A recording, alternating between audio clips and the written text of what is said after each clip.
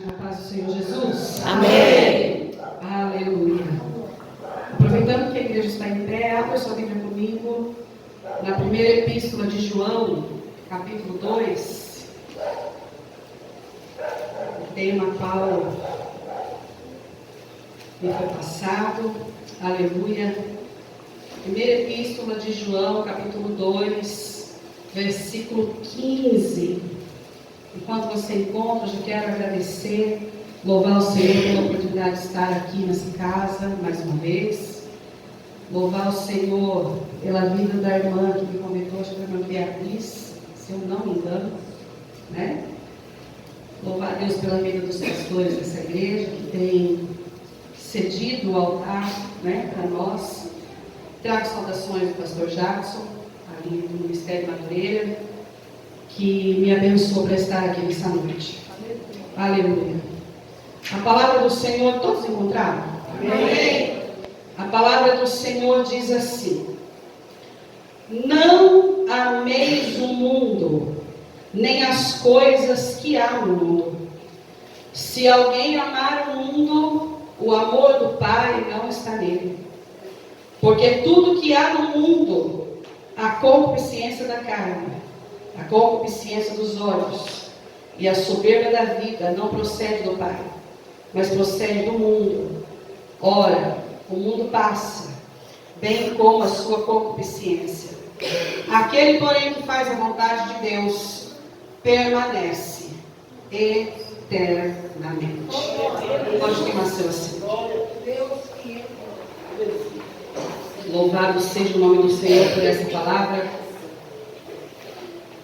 Uma carta, uma epístola muito rica na palavra do Senhor. E quando eu fui ler essa mensagem, o Senhor falou poderosamente comigo. Nós temos que entender, irmãos, o que Deus quer falar conosco nesses 4 dias. Cada pregador será usado de uma forma diferente, mas nós precisamos entender no contexto geral o que Deus quer falar conosco nesses 4 dias, com esta igreja. João, ele escreve essa epístola. Nós estamos falando de João, o discípulo amado do Senhor, aquele que andou com Jesus, aquele que conheceu a Cristo pessoalmente. Uma carta escrita um pouco antes de ele ser levado para a ilha de Patmos. Nós estamos falando de uma igreja que ele se vê obrigado a trazer uma mensagem para relembrar o povo do verdadeiro evangelho. Por quê? Porque esta igreja, embora uma boa parte desse povo provavelmente andou na multidão que andava com Cristo, uma boa parte desse povo muito provavelmente chegou a ver a Cristo, nem que fosse de longe. Nós estamos falando de um povo que provavelmente ouviu o Mestre no Monte das Oliveiras. Mas esse mesmo povo, alguns anos depois, começa a permitir que algumas filosofias diferentes entrem dentro da igreja. A palavra do Senhor e a história vai dizer que o apóstolo João, ele escreve essa carta porque começa a inserir no meio do povo uma filosofia nova chamada gnosticismo. Gnosticismo nada mais é do que uma filosofia que misturava o evangelho com feitiçaria. O evangelho era misturado com esoterismo. Era um povo que pregava, falava de Jesus sim, mas não como o único mediador. Ele falava que a terra era criada por um outro ser que não era Deus, porque a terra era má. Eles tiravam totalmente o poder de Deus, porque nós sabemos que tudo que o Senhor fez foi bom. Quem colocou a humanidade foi o próprio homem.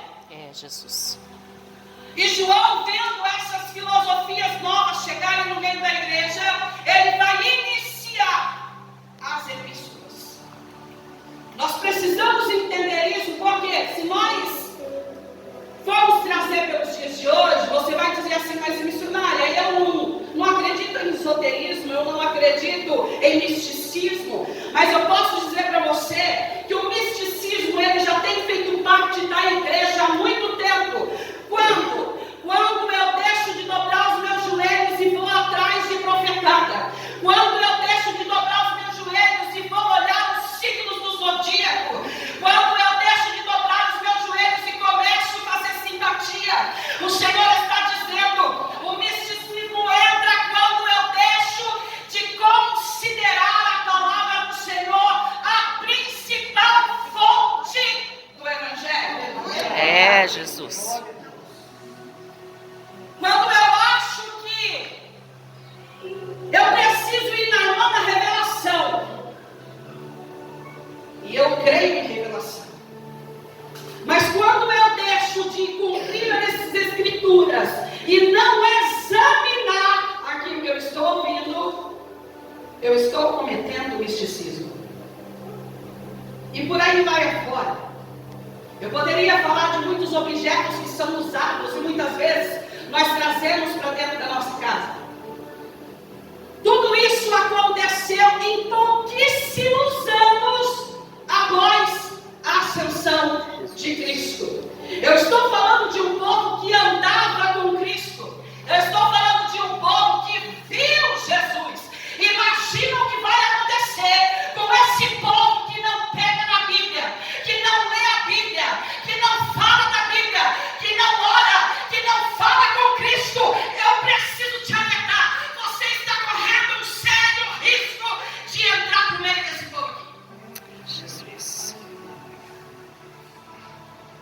João, ele vai começar essa carta introduzindo os fundamentos da vida cristã. Se você começar pelo primeiro capítulo, você vai ver que ele vai começar de novo falando do verbo. O verbo vivo que desceu do céu. Aquele que é o princípio, aquele que é o fim. Da mesma forma que ele inicia a sua primeira carta, dizendo que o verbo se fez carne, ele também vai falar a primeira epístola sobre o verbo. O que João está dizendo? O fundamento da igreja não mudou. Ainda é o verbo vivo que desceu do céu. Ainda é o Cristo. O apóstolo Paulo, em 1 Coríntios 3:11, ele vai dizer, porque ninguém pode colocar outro fundamento além deste que está posto, o qual é Jesus Cristo. Não há outro fundamento para o Evangelho. Ele é a pedra de esquina, João vai dizer. É aquele que tudo existe por ele, para ele, dele são todas as coisas. João, ele vai citar em sua primeira carta a vida de João Batista. João Batista, ele vem para colocar a pedra fundamental, o primeiro princípio do Evangelho.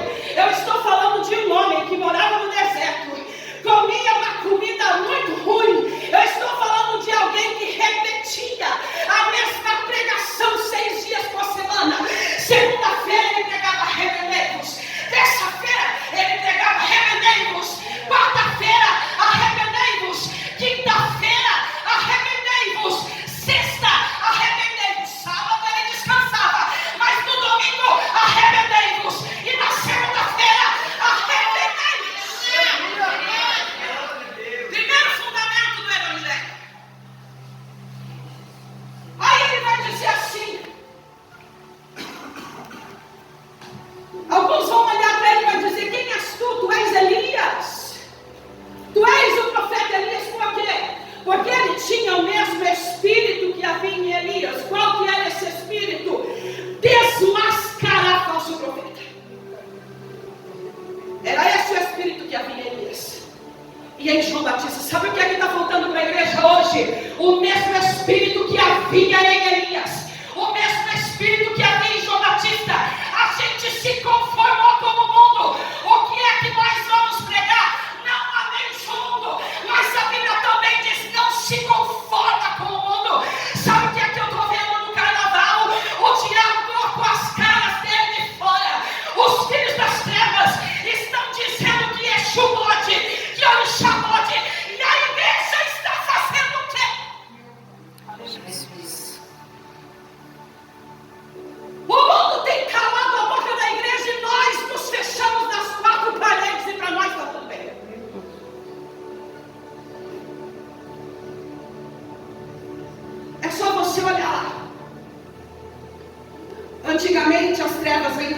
escondia. Ela não se esconde mais. Aí vem alguém e diz: o Estado é laico, você não pode falar de Jesus. Pois eu vou dizer uma coisa para você: nem que eu vá para a forca, nem que a minha cabeça vá numa bandeja, o Espírito que tem que ter na igreja é aquele que eu morro e ele acontece.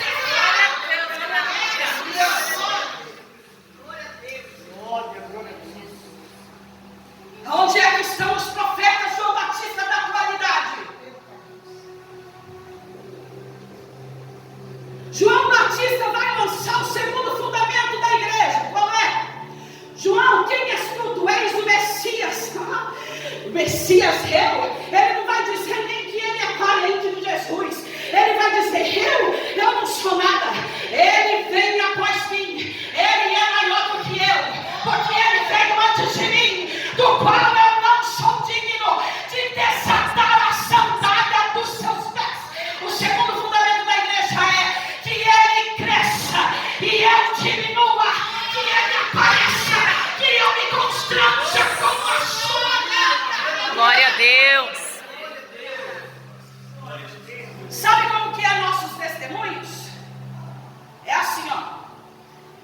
Olha, Jesus salvou meu marido porque eu orei, porque eu fui para a madrugada, porque eu jejuei, porque eu e o Senhor. João Batista vai ensinar: não importa o que eu fiz, o que importa é o que ele pode fazer, o que importa é o que ele fez, o que importa é o que ele faz com o seu jejum, o que importa é o que ele faz com a tua madrugada. A gente está achando que não é obrigação nossa orar. A gente ora um pouco e acha que está super santo. E João Batista, ele vai dizer o quê? Eu não sou nada, ele que é. Aí ele vai dizer assim: mas João, você está batizando o povo. Ele vai olhar para o povo e vai dizer: eu batizo com água, mas venham aí que vai batizar com o Espírito e com fogo. Eu só uso água, mas ele tem fogo, ele tem Espírito, ele muda vida, ele transforma a vida. Glória a Deus. O fogo é consumidor. João Batista, ele inicia com arrependemos e diz que o fogo vai chegar. Fogo na Bíblia é para consumir pecado, consumir sujeira. É por isso que eu vou dizer algo para você: se você que adentra por essas portas não teve mudança de vida, não teve mudança de pensamento, ainda não é uma nova criatura, você só é crente aqui dentro e lá fora não. É preciso dizer que você só é batizado com água.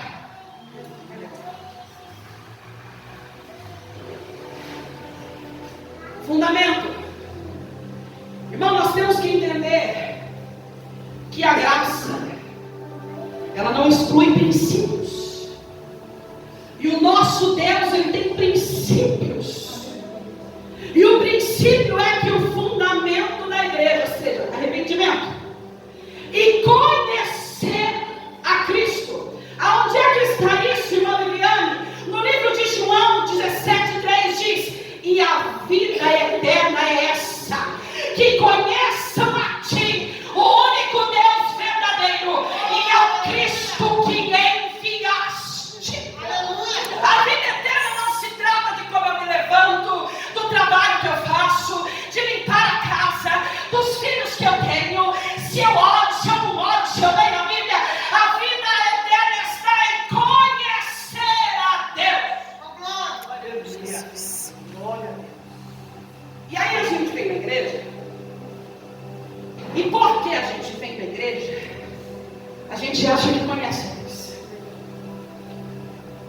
E coisa dura é a gente vai ser, se alguém chegar naquele grande dia. Nós falamos de Jesus a vida inteira. Falamos que ele era a porta estreita. Falamos que é vinde a mim e em tudo mais que nós pregamos, e ele olhar para nós e dizer: eu não te conheço.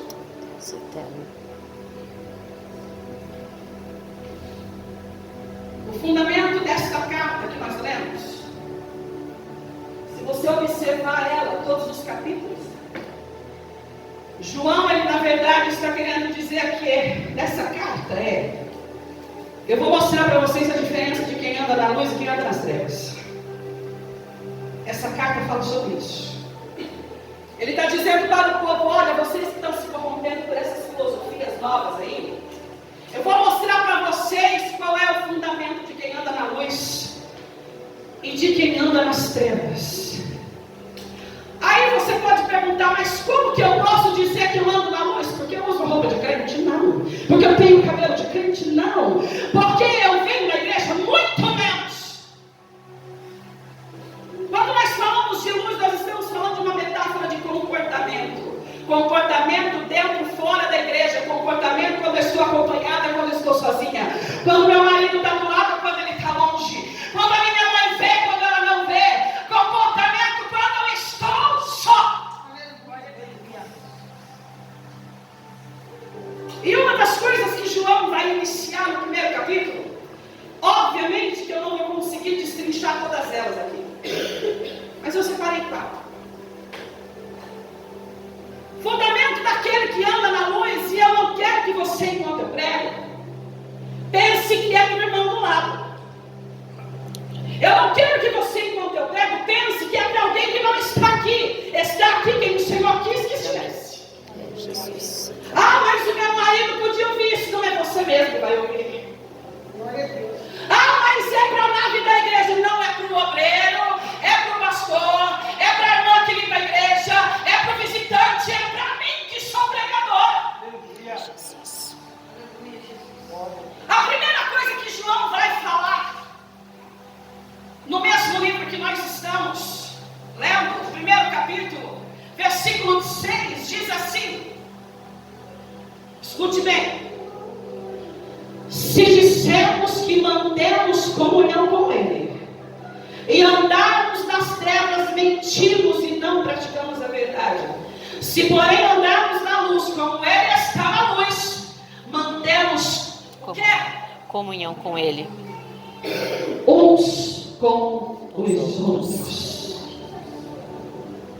Eu vou repetir para você entender assim, porque você deveria estar com a Bíblia aberta para você ver se eu estou falando a verdade. Vai que eu vou mentir aqui no altar, né? Confere aí para ver se eu estou falando a verdade. Se porém andarmos na luz, como Ele está na luz, mantemos comunhão um com os outros. Comunhão é o contrário de divisão. E aí ele vai completar dizendo: após a comunhão. Perdi aqui, irmãos. Me ajuda aí. O sangue de Jesus Cristo continue para mim. Nos purifica de todo pecado. De todo pecado. Olha o que é que a comunhão traz para a igreja. Glória a Deus. Comunhão, eu estou falando de uma comunhão, eu não estou falando de passear com a amiga. Eu não estou falando de janta e de churrasco. Eu não estou falando de café. Comunhão, eu estou falando de um povo onde todo mundo tem o mesmo objetivo, o mesmo alvo. Uma igreja, ela precisa ter o mesmo alvo. Ela precisa ter o mesmo propósito. Ela precisa ter o mesmo caminhar. Deixa eu dizer uma coisa para você. Agora vai doer um pouquinho, mas já vai sarar. Se você entra na igreja e diz que não vai com a cara do irmão, com a cara da irmã, que não vai com a cara do fulano, que não vai na igreja do fulano porque não tem comunhão com a igreja do fulano, a minha Bíblia diz que você está em trevas. É Jesus. Eu, Viviane, eu não posso crer. Já vi muito disso, pastor. De lugares que alguém diz assim: não, você não vai pregar na Igreja Brasil para Cristo porque eu não gosto do pastor. Meu irmão, esse negócio ferve meu sangue. Porque quando eu olho para essa palavra, eu vejo que Cristo ama a igreja na sua totalidade. Glória a Deus. Eu não consigo imaginar Pedro proibindo um membro de ir na igreja de João. A divisão, ela vem quando o pastor diz, vamos evangelizar, e vem 5 gatos pingados. Porque 5 estão no propósito, o resto não está. Eu não consigo conseguir. Tem gente que acha que a divisão é só briga. Deixa eu te dizer uma coisa. A igreja primitiva, no capítulo 2, 42, vai dizer que eles permaneciam unânimes na doutrina dos apóstolos, na comunhão, no partir do pão e tudo mais que você já leu lá. Deixa eu te dizer uma coisa, tudo eles faziam em concordância. Aleluia! Então, quando o seu pastor te chamar para um culto de oração, eu já preciso lançar pela palavra essa responsabilidade sobre você. Quando você não vem, por um motivo não justificado, por um motivo que você sabe que podia vir, eu não estou falando de quem está trabalhando, de quem está estudando, de quem está doente, ou até mesmo aquela irmã que tem um marido descrente. Eu estou falando da preguiça espiritual. Você é agente de divisão. É, Jesus. E o nosso Cristo, ele vai dizer Compete, Senhor. que um reino dividido não subsiste. É por isso que nós vemos tantas lideranças fadigadas. É por isso que nós vemos tantas lideranças cansadas, desistindo, com depressão, cansaço emocional. Porque muitas vezes, eu não vou dizer que não há suas exceções, mas eu estou falando de homens de Deus, mulheres de Deus, aqueles que levam o evangelho a sério. Eles estão cansados porque a maioria das igrejas estão causando divisão na oração, no testemunho, no evangelismo, no culto de estudo. Se a gente for contar, eu nem vou perguntar como é o culto de estudo bíblico.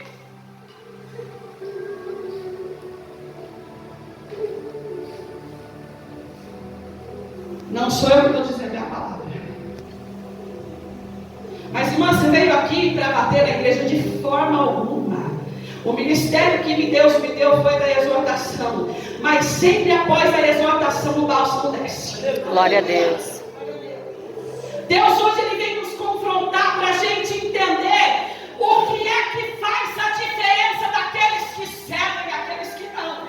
Porque a gente vai lá e olha esse versículo, e vai lá e ora e fala, Senhor, faz a diferença daqueles que te servem e aqueles que não. Qual foi a última vez que você orou mesmo?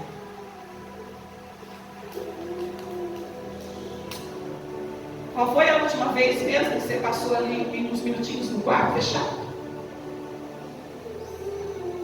Essa Bíblia aí, ela sai do porta-luva do carro.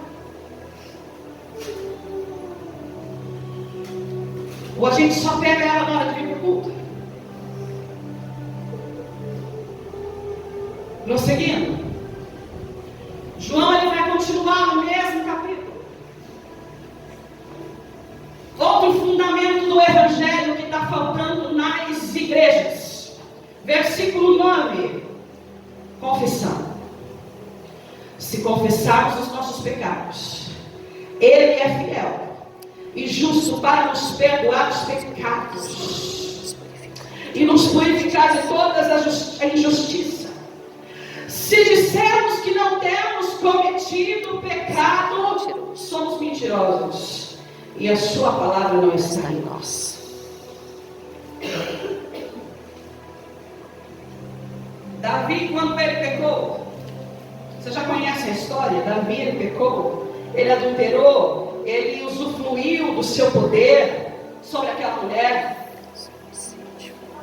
Mas a palavra do Senhor diz que quando ele foi confrontado, ele escreveu um dos mais belos salmos da Bíblia. Salmo 51.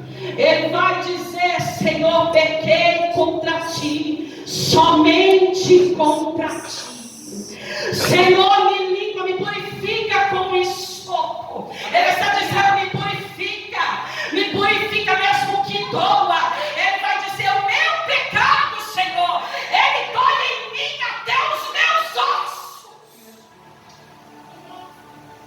Eu preciso dizer algo para essa igreja. Se o nosso pecado não nos trouxer vergonha,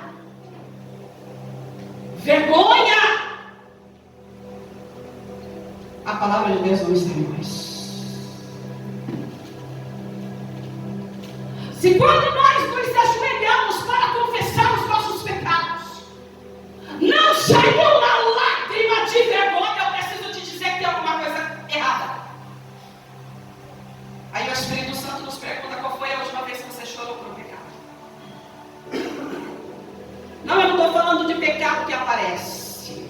Eu não estou falando de pecadão, supostamente falando na língua do povo aí. Porque tem gente que acha que pecado é só aqueles que estão nos 10 mandamentos. Eu estou falando daqueles pecados que ninguém vê, aquele que ninguém conhece, aquele que está lá dentro de nós, encalacrado, aquele espinho na carne, sabe? Aquele negócio que você não conta aí para ninguém. É esse pecado aí que Deus está dizendo que quer que você confesse, que Ele quer que eu confesse. O apóstolo Paulo, ele vai dizer assim, em uma oração: Senhor, o bem que eu quero fazer, esse não faço, mas o mal que eu não quero, esse eu faço o tempo todo. Aí ele vai dizer: quando é que o Senhor vai me livrar desse corpo de morte? Aí Jesus vai dizer: Paulo, a minha graça te basta, o teu poder se aperfeiçoa, e o meu poder se aperfeiçoa nas suas fraquezas. Sabe o que o Senhor está dizendo? A minha graça só está disponível mediante confissão. A minha graça só está disponível mediante arrependimento. Se não tem confissão, se não tem arrependimento, não tem graça.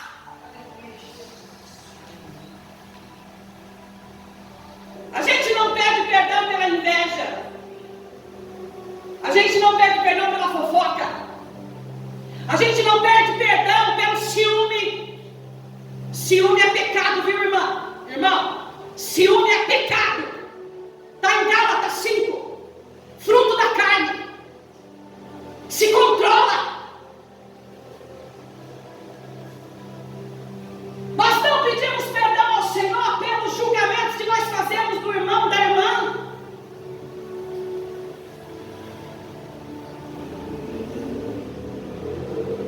Se confessarmos os nossos pecados, Ele é fiel, porque nós merecemos de forma alguma, mas Ele é fiel e justo para nos perdoar, porque o fundamento do Evangelho é o perdão da cruz. Nós precisamos entender. Mas irmão, você não sabe o que eu fiz. Você não sabe o que eu tenho feito com o meu celular, irmã.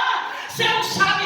O Senhor está dizendo: há um inimigo que te acusa 24 horas por dia, mas há um advogado no céu que intercede pela igreja. E aí, quando o inimigo vai lá e diz assim: Pai, Deus, sei lá como é que ele chama Deus, né? Ele vai lá e diz assim: a Viviane fez isso hoje, a Viviane fez isso hoje, a Viviane fez isso hoje, a Viviane fez isso hoje, mas a Viviane está lá no quarto, no secreto, com a porta fechada, orando, clamando: Senhor, me perdoa. O advogado da direita de Deus se levanta: Pai! Ele não precisa de muito, não. Ele só pode mostrar as suas mãos. A marca dos pés. Talvez você olhe para Deus e diz assim: Senhor, Pai, quando eu fui para lá, eu era 100% humano, eu sei como é se sentir assim. Pai, eu derramei o meu sangue na cruz por ela, perdoa ela. Sabe o que Deus está dizendo para algumas pessoas aqui? Eu estou esperando você no quarto. Eu estou esperando você no quarto. Eu estou esperando você no quarto, porque o acusador está falando o teu nome. Mas o Senhor está dizendo para você: eu estou esperando no quarto, porque o advogado vai se levantar por essa igreja. O advogado vai se levantar pela sua casa. O advogado vai se levantar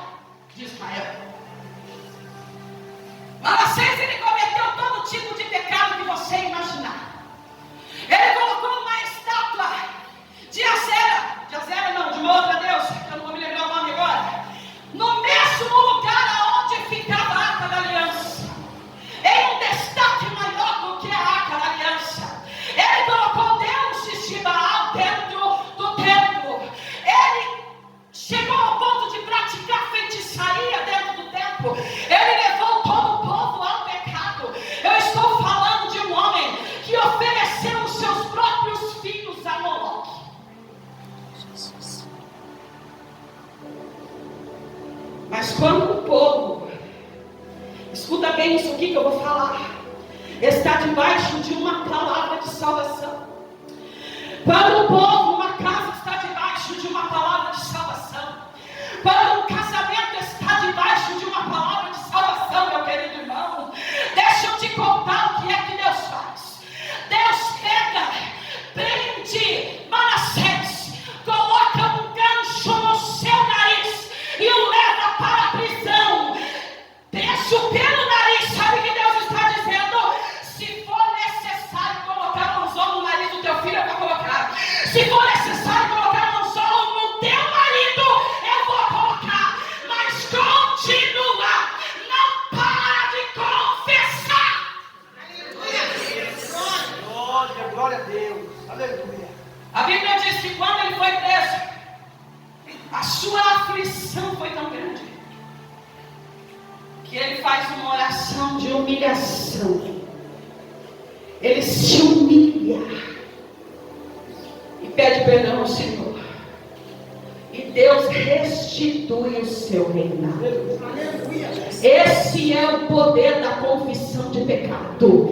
Esse é o poder daquele que se humilha. Esse é não, porque o mundo está falando por aí, distorcendo a palavra de Deus, igual o diabo fez no deserto.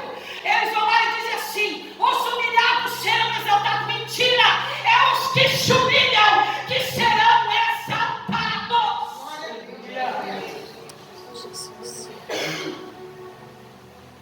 Você já reparou que o nível de teimosia do ser humano é um nível que Deus traz ele para dentro da presença do Senhor? Você já reparou isso? O nível de teimosia é o nível de humilhação que Deus traz para casa. Manassés só veio com um gancho pendurado no nariz. Eu quero dizer para você que se sua casa está debaixo de uma palavra de salvação, porque a minha está debaixo de uma palavra. Não importa como eles virão, eles virão.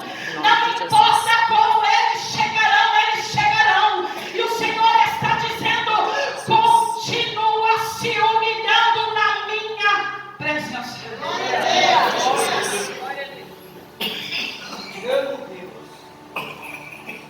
Ele vai continuar. Aí no capítulo 2, se você puder acompanhar comigo,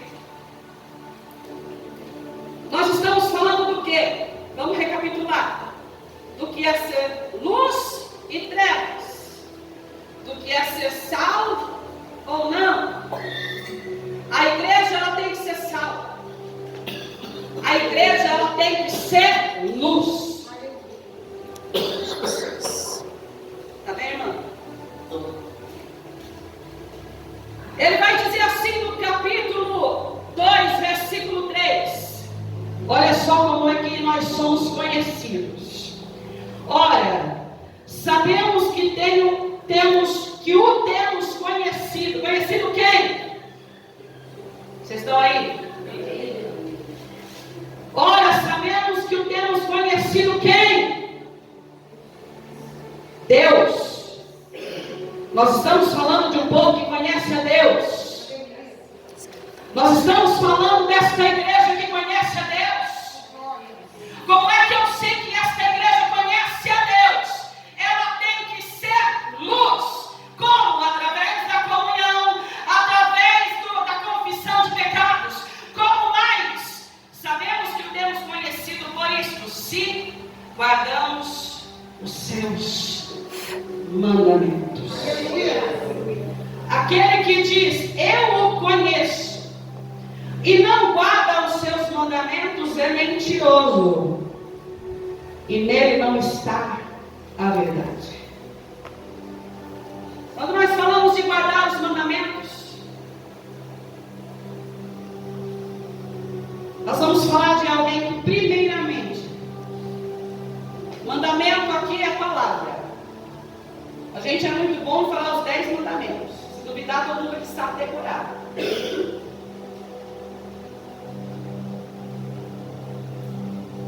Jesus, ele vai nos ensinar que aquele que tem comunhão com ele, que guarda os seus mandamentos, ele vai dizer assim: eu já não os chamo de servos, eu os chamo de Amigos. amigos. Aquele que guarda o mandamento não é só aquele que vem na igreja e lê a Bíblia quando o pastor está pregando, o pregador está pregando. O apóstolo Tiago ele vai dizer, é aquele que examina e pratica. Mas existe um mandamento que o Senhor nos mandou, aí você vai dizer assim, qual é o principal mandamento do fundamento do Evangelho? Vamos lá. Versículo 9. Aquele que diz estar na luz e odeia seu irmão, está em trevas. Aquele que ama seu irmão permanece na luz e nele não há progresso. Aquele, porém, que odeia seu irmão está nas trevas, anda nas trevas, não sabe para onde vai, porque as trevas lhe cegaram os olhos. Aí você vai dizer assim, mas irmã, eu amo todo mundo aqui, é mesmo? Vamos lá, o Senhor está falando de um amor, não é aquele amor condicional. Eu acho interessante que tem algumas coisas na Bíblia que a gente passa despercebido. Nos 10 mandamentos, qual é a ordem do Senhor? Amar o próximo como a ti Mesmo. Mas aí vem Jesus, em João 13:34, e vai dizer assim, um novo mandamento vos dou, ameis uns aos outros como eu Amei a vós. vos amei. Aleluia. Glória a Deus. Oh, coisa difícil, né? Como é que Jesus amou? Incondicionalmente. Ele me amou apesar dos meus pecados. Ele me amou apesar das minhas falhas. Ele me amou me conhecendo mais do que a mim mesmo. Ele me amou sabendo que eu iria traí-lo. Ele me amou porque o amor dele constrange. Aí tem uns coaches aí. Você tem que tomar cuidado, por isso que eu falo esse negócio de crente que não lê Bíblia. Tem uns coaches aí que pregam assim, ó. Eu já vi, você vai lembrar até quem é. Amar não é gostar. Cuidado com esses coaches. Está na Bíblia isso? Eu não estou dizendo para você dar chance para a serpente te picar pela segunda vez. Isso significa vigilância. Mas aí é um coach aí que diz assim, eu te perdoo, mas nunca mais você chega perto de mim. É mesmo? A minha Bíblia diz que Jesus, até o último dia antes de ir para a cruz, sentou na mesa com Judas, louvou com Judas, selou com Judas e não tirou os olhos dele do alvo que era a cruz. Deixa eu te dizer uma coisa, se Jesus chegar para mim hoje e para você e dizer assim, Alessandra, eu te perdoo, mas não chega mais perto de mim não. Negócio estreito, né? Ah, mas não vai sentar na minha mesa. Engraçado que Judas sentou na mesa de Cristo. Para de seguir coach, segue a palavra. Glória a Deus. A palavra é fundamento. A palavra é fundamento. Jesus disse para imitá-lo. Não era para imitar fulano, ciclano. Quem ganha 15, 20 mil para cantar balela no teu ouvido. Pergunta para ele se quando ele pega o aviãozão dele lá, ele vai te convidar para você legal. Sim ou não? Eu ainda fico com a palavra. Glória a Deus. Mas irmão, e aquela pessoa que me traiu e decepcionou, vigia. Sabe por que te decepcionou? Você abriu demais. Não vigiou. As pessoas fazem aquilo que nós permitimos fazer. Jesus sabia que Judas ia traí-lo. Ele sabia desde o início. E o Senhor está dizendo, sabe aquela pessoa, não estou falando da igreja não, tem gente que não tem tem comunhão com pessoas do seu próprio sangue. Tem gente que não tem comunhão com pai, com mãe, com irmão de sangue, com primo. Aí o Senhor está dizendo: como é que eu vou te usar para pregar o Evangelho? Como é que eu vou te usar para ganhar os teus? Bicho ruim. Orgulhoso, orgulhosa. Refaz essas alianças, porque Jesus tinha um alvo, e o teu alvo também tem que ter. O teu alvo é o céu, não é agradar fulano, não é agradar ciclano. O teu alvo é o céu. Você vai sentar na minha mesa, eu corro risco, vai sentar do meu lado, mas o meu alvo é o céu. Glória a Deus. A gente está perdendo o alvo por pouca coisa.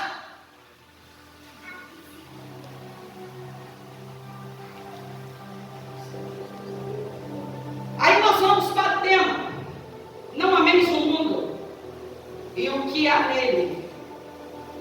Se alguém amar o mundo, o amor do Pai não está nele. Porque tudo que há no mundo é o quê? Lê para mim: concupiscência da carne, A concupiscência dos olhos e a soberba da vida. não procede Não do Pai, procede da onde? do mundo. Eu vou falar desse tópico para você que, quando alguém diz que Jesus está voltando, você diz: misericórdia, tem muita coisa para fazer aqui ainda. Se você diz isso, você corre um sério risco de ficar fora do céu. Porque aquele que almeja o céu, ele não vê a hora. Glória a Deus. Ele não vê a hora de Cristo acabar com toda essa palhaçada. Aquele que almeja o céu, ele não vê a hora. Ele entende que esse mundo não tem mais nada. Glória a Deus. Daniel, no capítulo 1, ele nos dá uma alusão exatamente do que João está falando aqui. Daniel, ele vai para a Babilônia. E o primeiro tópico que João cita nesse versículo é o quê? A concupiscência da carne. Se eu for falar de todos os itens da concupiscência da carne, a gente vai para Gálatas 5, e você vem lá, veja lá depois, por favor, em nome de Jesus, assuma esse compromisso com Jesus, de ler as coisas da carne. Toda vez que você lê, se você lê 200 vezes, você vai encontrar uma falha lá. Todas as vezes. Mas eu quero falar de algumas, baseado no livro de Daniel, capítulo 1. Daniel, ele vai para a Babilônia, e eu quero dizer para você: a Babilônia, ela representa o mundo que nós vivemos, sim ou não? Sim. A Babilônia ofereceu para Daniel roupa de príncipe, status de príncipe. Ofereceu para Daniel que ele aprendesse a cultura da Babilônia. Ele não foi um cativo como o apóstolo Paulo e Silas. Ele foi um cativo que a Babilônia queria mostrar para ele assim: ó, você foi preso, mas eu vou dar um jeito de amenizar, que você não pense que você está preso. É isso que o mundo oferece. O mundo, ele oferece o seguinte: você está no mundo, eu vou te dar tudo aquilo que você gosta, para que você pense, jovem, que você é livre. Eu vou te dar, homem, tudo aquilo que você gosta, para que você pense que você é livre. Eu vou te dar, mulher, tudo aquilo que você gosta, para que você pense que você é livre. Ele tinha roupa de príncipe, quarto de príncipe, ele tinha aposentos de príncipe, ele tinha tudo que um príncipe poderia alcançar. Mas Daniel sabia que ele não era da Babilônia. Glória a Deus. Daniel sabia que a sua cidadania pertencia a Jerusalém. Daniel sabia que a sua cidadania ainda era de Israel. Ele estava na Babilônia, mas não pertencia à Babilônia. Deixa eu te dizer uma coisa nessa noite pela palavra. Se você tem se contentado com o que este mundo te dá, eu preciso te dizer: a sua cidadania no céu está comprometida. Deus poderoso. o meu carro, pastor, eu tirei esse ano, zerinho. Não é verdade, tá? Mas a minha conta, irmã, você não tem noção. Tem marido aqui dentro desta igreja, porque o Senhor está me falando, que esfrega na cara da esposa a conta bancária. Cria vergonha na tua cara, meu irmão, e aprenda a amar sua esposa como Cristo amou a igreja. Glória a Deus. Porque é isso que a Bíblia ordena. Não espera Deus te pegar pelo nariz. A concupiscência da carne é tudo aquilo que eu gosto, e o diabo sabe que eu gosto. Ah, ele sabe. Ele sabe o que você gosta.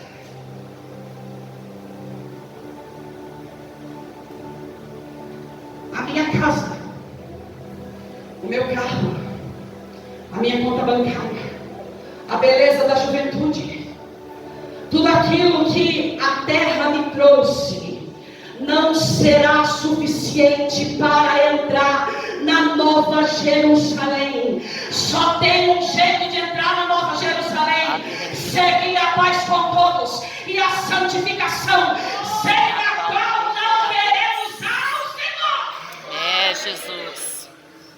Olha, A concupiscência dos olhos, aonde foi que tentaram pegar Daniel pelos olhos? Na comida. Fala uma coisa para mim, irmãos. Uma coisa é o arroz com feijão e ovo frito que nós comemos, né? Vocês acham que comida de príncipe é ruim? Me ajuda a pregar, vocês estão aí? Comida de príncipe é ruim? Não. Deve ser um banquete, né? Enche os olhos. Mas Daniel negou. Por que Daniel negou? Primeiramente porque aquela comida estava contaminada com idolatria. Segundo, porque há quem diga que Daniel, que os judeus não comem carne, isso não é verdade. Os judeus não comem determinados tipos de carne, e partes de carne. Existe uma forma que o Senhor deu em Levítico para que eles preparem a carne. O que é que Daniel vê? Se eu não posso administrar o preparo daquilo que eu estou vendo, eu fujo. Agora vai doer um pouquinho, mas passará, né, pastor? Cuidado com os teus olhos, homem. Cuidado com o que você anda vendo na rua. Cuidado com o que você anda vendo no celular. Cuidado com quem você anda conversando. Cuidado com o que tem acontecido no secreto. Porque o Senhor está dizendo: o inimigo está te oferecendo comida e você está comendo. Santo Deus. Concupiscência dos olhos. Aí a Bíblia vai dizer: se os teus olhos, completa aí para mim, Te fizerem pecar, arranca-os. te fizerem pecar, Arranca-os. arranca. É melhor entrar sem os olhos no céu do que ter o inferno. Deus está falando para homens e mulheres aqui: cuidado com aquilo que você não está podendo administrar. Não pode administrar mentira, foge da mentira. Não pode administrar fofoca, sai do meio desse grupinho. Glória a Deus. Não está podendo administrar os olhares na rua, meu irmão. Está faltando oração, está faltando jejum, está faltando santificação. E o Senhor está dizendo: a tua mulher não vê, mas eu vejo. Porque aquele que tem olhos como chama de fogo, ele vê todas as coisas. Aquilo que eu não posso administrar, eu fujo. A única coisa que Deus mandou a gente resistir foi ao diabo. Da carne Ele mandou a gente fugir. Aos jovens e às jovens dessa igreja, está difícil administrar na escola. Está com vontade de sair, dar uns pega por aí? Corre. Aqueles que namoram,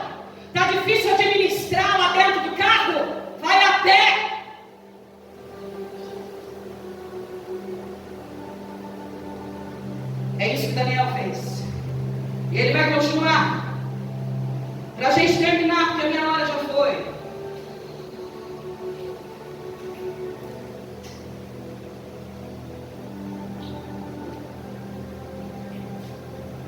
A soberba da vida. A soberba da vida é tudo aquilo que eu me orgulho. Primeiro que Jesus ele vai dizer que Deus resiste ao soberbo.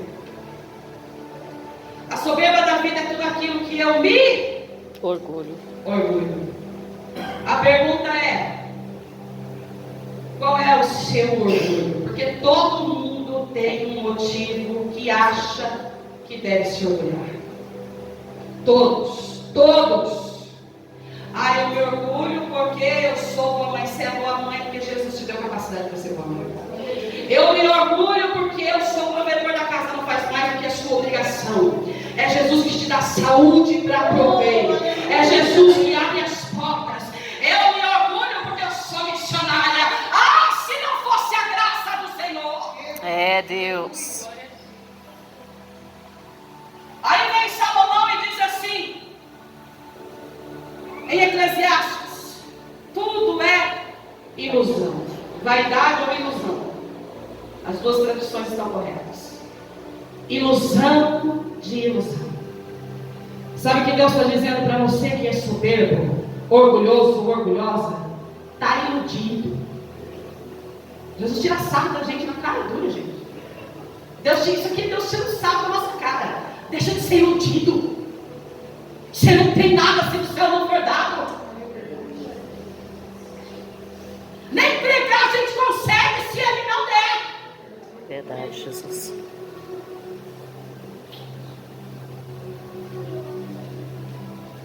Amados, fundamento da igreja, nós precisamos despertar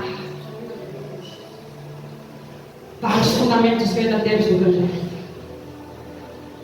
Vocês escolheram essas datas porque é uma data que o mundo espiritual está pesado. Só que nem espiritual sabe o que eu estou falando, porque está pesado o negócio. Está pesado. Qual foi a esperança que Deus nos deu? Ele nos deu lá no livro de Apocalipse para a igreja de Filadélfia. Ele disse assim, eu coloquei diante de ti uma porta aberta, do qual ninguém pode fechar. Eu sei das tuas obras e eu sei que na tua pouca força você ainda está de pé. Mais ou menos isso. Estou falando com as minhas palavras. Aí ele vai dizer assim: guarda o que tens, para que ninguém roube a tua coroa. Igreja do Senhor, no Brasil para Cristo, guarda de fato o que tem. O que você tem não é carro, não é coisa da terra, não é nada que o mundo te dá. O que você tem é o que Ele te deu. Glória a Deus. O apóstolo Paulo, ele vai escrever no livro de 2 Timóteo. Ele vai, naquele momento, ele já sabe, já recebeu a sua sentença de morte. Ele vai passar o bastão para Timóteo. Por que eu estou falando isso? Porque tem gente aqui que verá o arrebatamento, mas tem gente que não verá, o Senhor levará antes. E vai chegar um momento que a gente vai ter que passar o bastão. Passar o bastão para os filhos, para os netos. O pastor dessa igreja, a pastora não são eternos. Vai chegar um momento que eles vão ter que passar o bastão. E aí você vai dizer: irmã, guardar o quê? O que eu tenho para guardar? Você sabe dizer?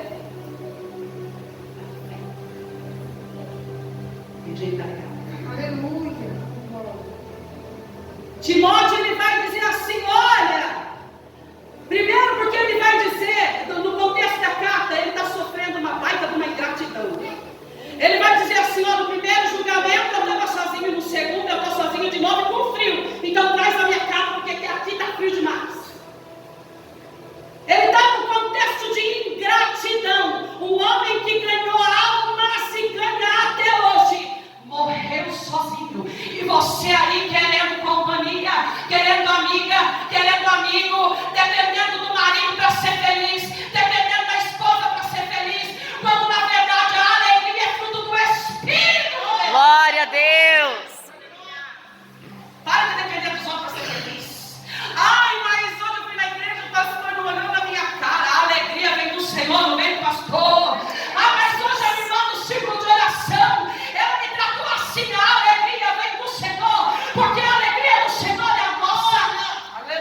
nossa força.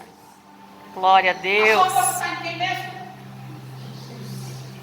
Crente cheio de mimimi tem hoje em dia, meu Deus do céu. Não tem paciência não. Ele vai dizer assim: olha, Timóteo, sofri isso, mas olha, eu já estou sendo oferecido em aspersão. Combati o bom combate. Nossa, isso aqui é muito forte. É Deus. Só combate o combate quem é soldado. Só combate o bom combate quem estava na guerra. Só combate o bom combate quem estava na luta. Só combate o bom combate quem tem a armadura de Deus. Glória a Deus. Ele está dizendo: olha, Timóteo, eu combati tudo. E ele vai continuar dizendo: guardei a Fé. O que é que João está dizendo para Filadélfia guardar? Jesus. Oh, aleluia. Glória a Deus. Para que ninguém roube a tua coroa. Aleluia. Você vê como a Bíblia explica a Bíblia? Porque João está dizendo isso para Filadélfia, mas o apóstolo Paulo está dizendo: guardei a fé. A minha recompensa me espera. Glória a Deus. De justiça. Aleluia.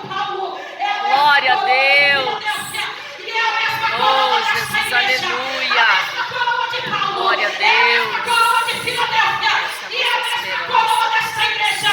O Senhor está dizendo para você, aqui onde nós lemos, Glória a Deus.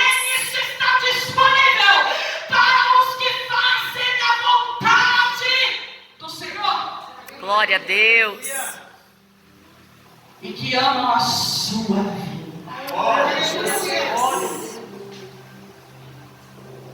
E eu fecho a minha Bíblia. Glória a Deus. Todos esses tópicos que eu falei aqui, a pergunta é: qual é a tua prioridade? A igreja de Tessalônica foi a igreja mais elogiada por Paulo. Se você observar no capítulo 1 até o versículo 9, ele elogia esta igreja pelas seguintes situações: vocês têm me alegrado porque eu recebi notícias que a fé de vocês continua inabalável. Vocês me alegraram porque vocês continuam praticando o amor fraterno. E vocês aguardam a vinda de Deus. Glória a Deus. O crente que entendeu o Evangelho, ele faz essas três coisas. Ele continua guardando a fé. Ele continua amando o próximo e aguardando a vinda de Cristo. Ah, mas eu me levanto, eu trabalho, mas eu continuo aguardando a vinda de Cristo. Eu cuido dos meus filhos, mas eu continuo aguardando a vinda de Cristo. Eu vou passear, mas eu continuo aguardando a vinda de Cristo. Até que Ele venha. Glória a Deus. Se coloque de pé. Glória a Deus. Glória a Deus. Aleluia. Eu não vou fazer um apelo para quem não é crente. Eu não sei se há pessoas não crentes aqui. Se há alguém que ainda não é, que está afastado. Mas eu quero fazer esse apelo geral. Por quê? É assustador. Mas tem um monte de gente na igreja que está crente. Mas só assim mesmo, tá rasgado o negócio. Tem um monte de gente dentro da igreja que é só casca. E o Senhor está te chamando hoje para recomeçar. Glória a Deus. E eu quero chamar aqui, se você entendeu essa palavra, você entendeu que você precisa voltar aos verdadeiros fundamentos do Evangelho. Você entendeu que você precisa amar a vida de Cristo. Você entendeu que você precisa guardar a coroa. Aí você vai dizer: mas irmã, eu sou crente, mas até agora eu não estava vivendo como crente. Eu te convido a vir aqui, mas vamos orar. Para quê? Para te fortalecer. É vergonhoso. Ai, alguém vai me ver. Melhor alguém aqui te ver do que o diabo ser visitado por você no inferno. Tem alguém que entendeu essa palavra e gostaria de recomeçar? Ah, mas eu estou no círculo de oração, qual é o problema? Não é vergonha não, irmão. Você está achando que o teu pastor vai te julgar? Ele vai ficar feliz se você entender a palavra. Tem alguém aqui essa noite que precisa recomeçar.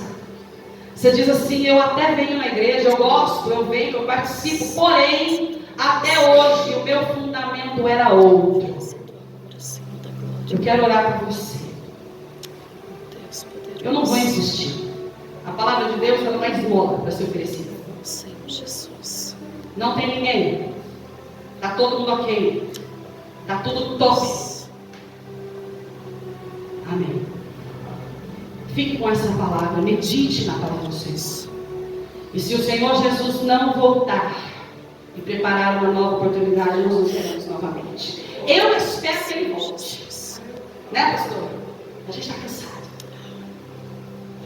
Se não nos vemos aqui, nos veremos no céu. Glória a Deus. Se não cantarmos aqui, cantaremos no céu. Se não adorarmos aqui, adoraremos no céu. Amém, igreja? Deus nos abençoe em nome de Jesus. Glória a Deus. Louvado seja Deus. Eu sou falho, eu sou fraco, eu sou pecador, exorta eu, corrija eu, porque eu quero morar com o Senhor de eternidade. Glória a Deus. Agora, se não exortar eu, corrigir eu vou para onde? Deus Todo-Poderoso. Amém? Deus abençoe o dia. Tá? Palavra salgada. É do céu. Glória a Deus. Eu amo essa palavra. Glória a Eu amo. Deus. Eu amo. Eu vou refletir mais, vou pensar mais, vou buscar mais, eu vou ver como que eu estou caminhando. Amém? Porque eu fui chamado para ficar nesse mundo, eu fui chamado para morar no céu. Glória a Deus. Amém? Glória a Não Deus. tirou das trevas lá no Egito e ficar aqui. Chamou eu para falar, você mora para o céu, para o céu. Jesus. Amém? Deus abençoe os irmãos. Havia 4 dias, havia 5 dias, foi o segundo. Tá? Tomei 3 para aprender. E agora são 3 varão, tá? As 2 irmãs que vieram de já foi, você que trabalhou. Tem o pastor Valdir, tem o pastor Joãozinho e tem o pastor Hudson. Amém? Fica na surpresa aí, tá? Fica surpresa. Ninguém sabe. Alguém sabe já, né? As coisas vazam. Então, mas fica surpresa. Amanhã tem mais. Amém? E o mesmo Deus que falou hoje vai falar amanhã. Entendeu? Ah, eu não vou amanhã porque vai ser muito dura hoje. Não volta amanhã. Se Deus não pensar com você, porque Ele ama você. Glória a Deus. Se não te amasse você, deixava você voltar. Vai pro inferno, vai no inferno. Amém? Então, não pesado, você não queria ama você. Tá? Criando. Porque a Bíblia vai com bastardo e não tem correção. Que correção é filho, e nós somos filhos. Glória a Deus. Amém? Então, abençoe os irmãos. Amanhã volta em nome de Jesus, no mês 19 horas, tá? 19 horas. Amém? Missionário, dia Deus abençoe, tá? Deus abençoe a irmã, missionário irmã, que Deus tem usado por Deus. Falar a verdade. Jesus. É isso. Falar a verdade. Quando é fato dentro da palavra de Deus, não tem o que temer, gente. Verdade. Não pode ficar falando besteira fora da palavra. Amém? Oremos. Maravilhoso Deus, eterno Pai.